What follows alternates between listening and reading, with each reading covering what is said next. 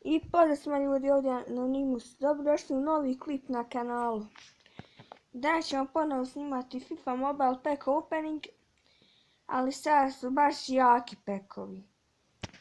Imamo dva Fifa Mobile Packa, jedan Africa Tournament Pack i najbolji, ovaj novi pack za Valentinovo, koji košta 150.000.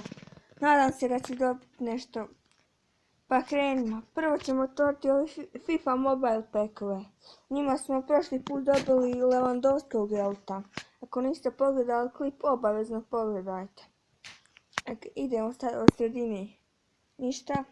Dalje. Gold. Milan.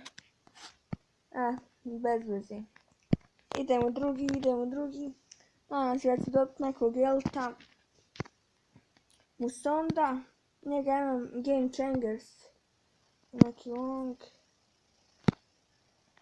Belgija kup, nije loše. Idemo sada ovaj Afrika, pa ćemo onda ovaj 150.000. Ajmo nešto. Znači, prodao sam Lewandowskog.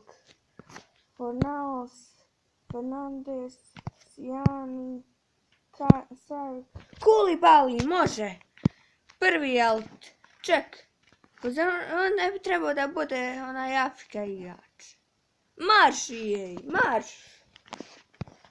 Hajde, nije loše. Idemo sada na ovaj za Valentinovo pack. Hajmo nešto, molim te Bože. Idemo ovako, živnjak. Ajmo. Nazalost, ajmo.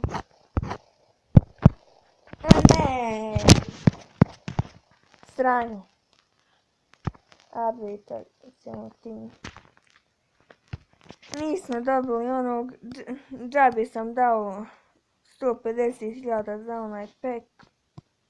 A dobili smo ovog Koulibalya, a trebali smo ovakvog Afrika.